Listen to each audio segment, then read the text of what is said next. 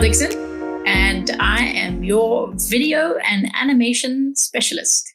In today's session, we are going to be talking about storyboarding. Storyboarding is a really cool, not particularly complicated subject, but we're going to dispel some myths today. We're going to cover a few tips and tricks and techniques, as usual, to help you create useful and readable storyboards to plan out your TV shows. So, as always, we start with what is storyboarding and why is it important? Storyboarding is a tool that any film or TV maker will use to visualize and plan out their shots in their episode or their film. And once the script has been created, storyboards are a visual representation of the script that you've completed. And they are created to break down the action into individual panels. So you can clearly see what's going on within those panels, and you've planned that out for when you start shooting. So planning out the camera movements, the composition, the dialogue, the lighting, the character movements, and all of those other important details that you'd need to think about prior to starting your filming. So for your storyboarding is, in essence, it's a trial run for your completed episode. So this is where you're going to work out any kinks, any production issues, anything that you might come across in terms of composition or lighting, or how many cameras you might need, whether you've got enough lenses, whether you've got enough cameras, and so on. All of these things are worthwhile finding out if that's going to work or not on paper, because ultimately at the end of the day, this is what's going to save you time and, most importantly, money, especially if you're hiring a film crew or getting other people on set with you to help you film your show. Now we know what storyboarding is and why it's important. Let's dispel a few common myths. Now, storyboarding can be quite overwhelming, particularly if you're a beginner filmmaker or if you don't have a lot of experience in TV or film. And you think to yourself, well, why do I need to do storyboarding? Or I can't do storyboarding because I can't draw. I can't draw anything. I'm not an illustrator. I don't know how to put these things down on paper. And with storyboarding, that's really not the case. You can, as long as you are conveying that important information, then you'll be able to put those ideas across and hopefully plan out your things. So being able to illustrate well is not a necessary skill when you are storyboarding. So any level of ability can storyboard. It's all about getting that really important information across. So a stick figure or a good description is just as good as a beautiful illustration. Also, the quicker you can do these things, the quicker you can get your ideas on paper is actually the better, because then you can figure out whether or not these ideas are going to work. The second thing is there a right or wrong way to storyboard? And the simple answer is no. There is no standardized method or way of going about your storyboards. If you look at multiple directors, they all do things very, very differently.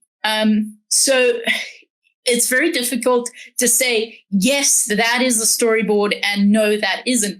It's like I said before, it's all about, can you understand what's going on in that shot?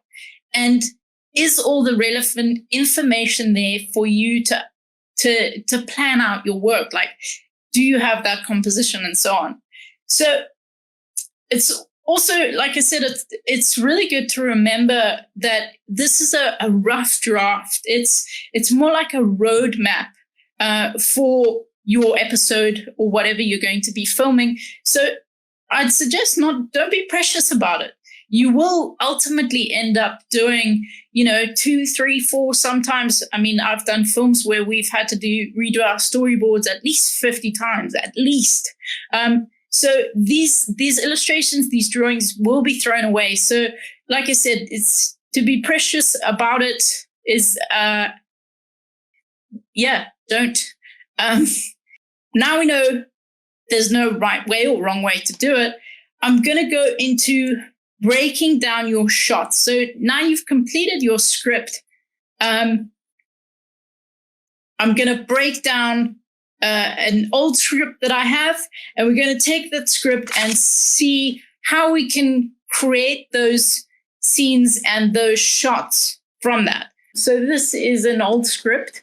This is for a short film, but the concept of it is the same as what you would have if you were to do a interview, or if you were to do a cooking show or a DIY show, or whatever the case might be. You'll probably have some sort of script or questions that you would then follow along with.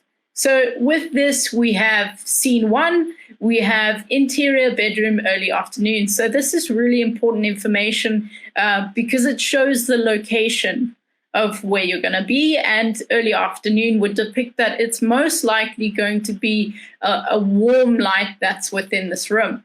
So we fade in, and Piper the cat lays in the sun. This short film, just as a quick background, is basically about a cat doing really interesting cat things and becomes the hero at the end.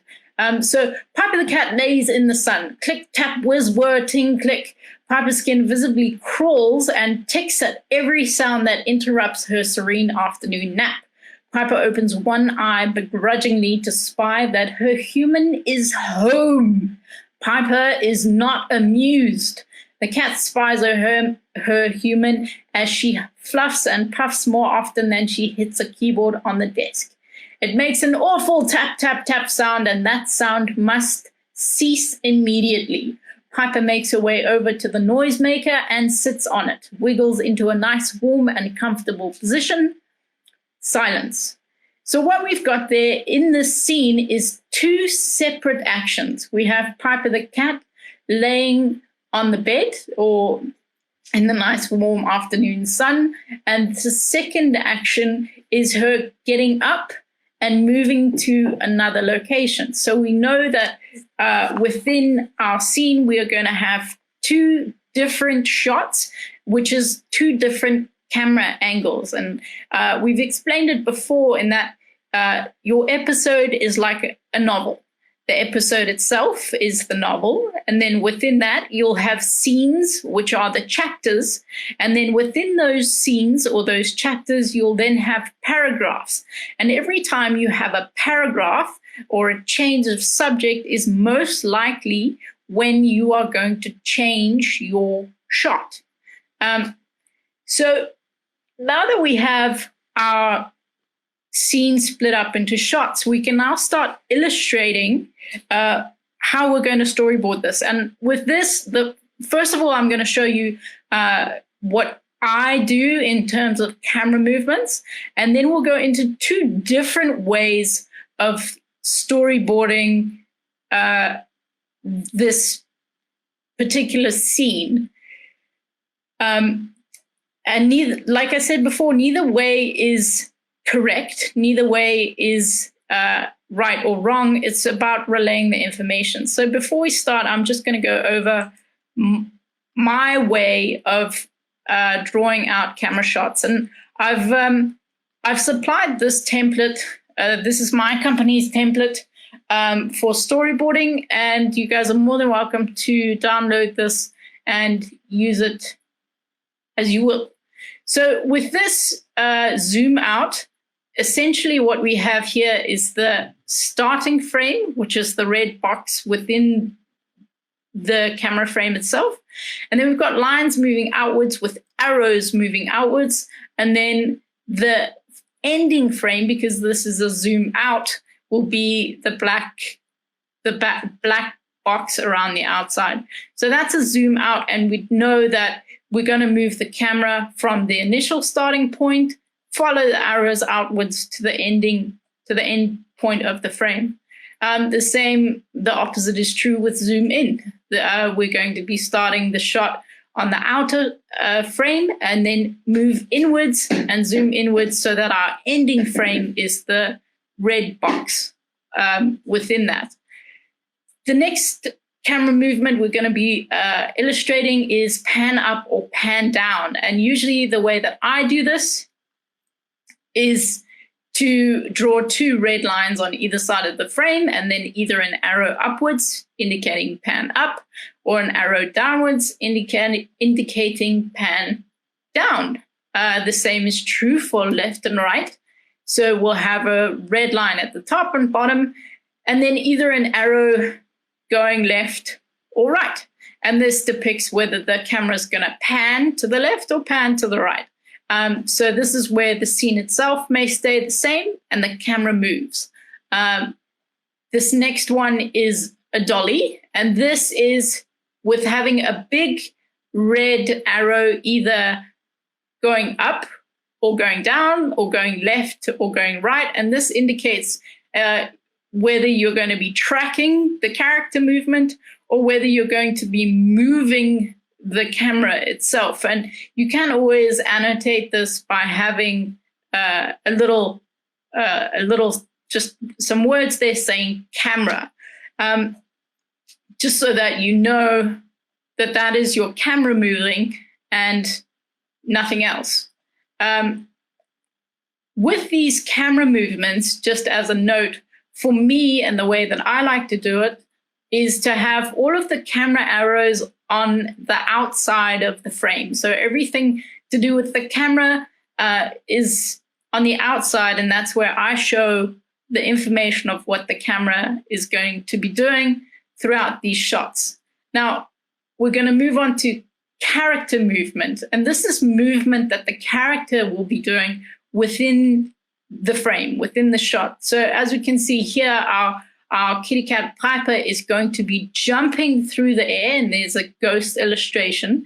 And we know that they're going to be jumping or moving in the shot because there's a big red arrow within the frame, and the same with the zebra's head. So the zebra will be looking one way and then turn to look at our kitty cat.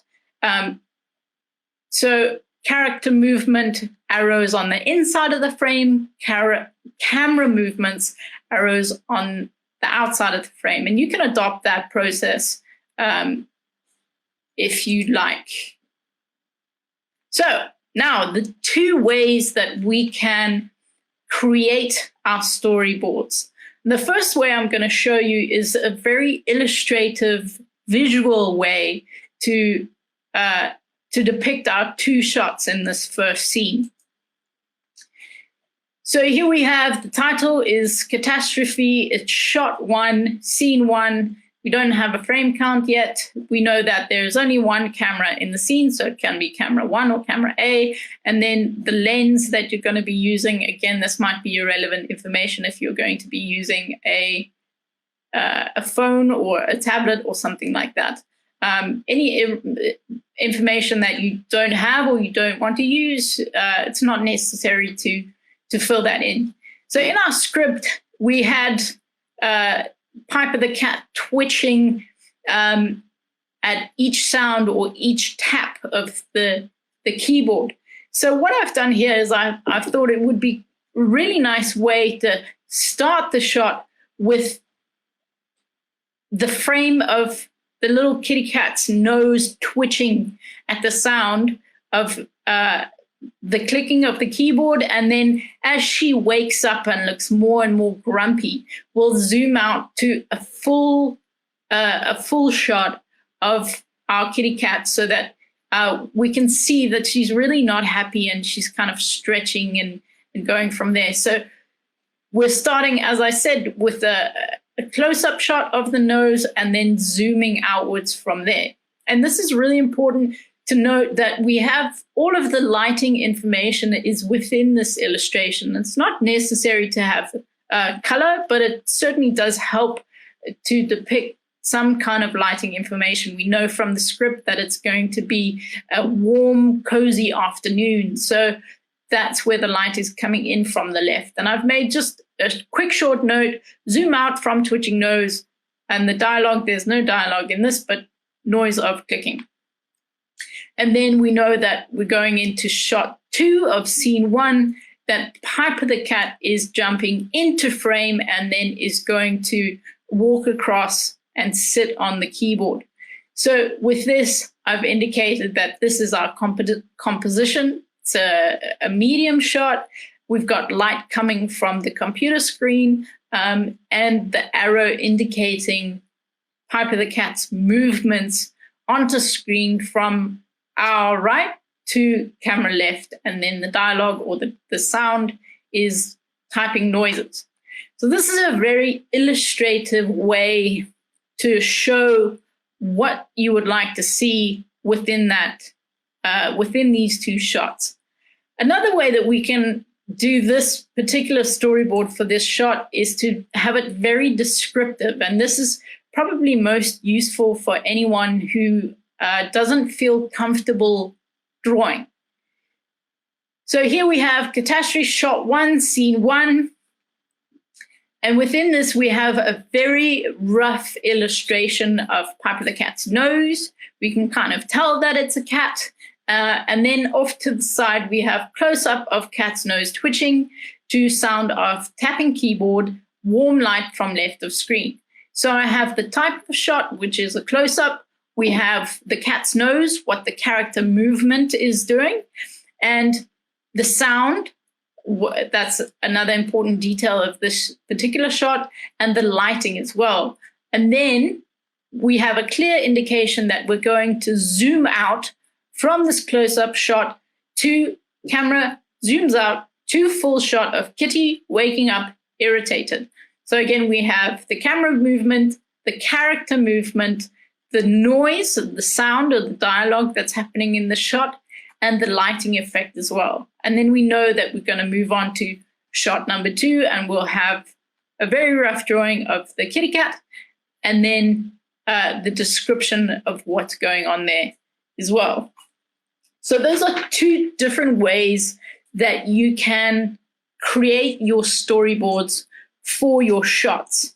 And there's no number or limit of the amount of storyboards that you're going to be having per your script. But I'd say if you break it up as per the movement, like we have done in the script at the top here, as each change of subject then becomes a different shot, that'll definitely put you in good stead as to how many storyboards you would have for the show. And the other thing is, sometimes if you're doing an interview, you might only have, for 40 minutes, you might only have 2 storyboards, because you'll have the shot of the interviewee and the interviewer. And those are the only 2 shots you have. Though within that, you might have 2 cameras on the interviewee and 2 cameras on the interviewer recording full time. And that gives you a variation in the shots that you'd have for your editing. So with this, it all depends on what you're filming, and go according to your script and try and break it up as best you can. The more complex shots, if you're doing a voiceover with a cut to food to food to food to food to food, like Samin does in fat, salt, acid, heat, then you would need quite a complex storyboard just to convey that to your editor.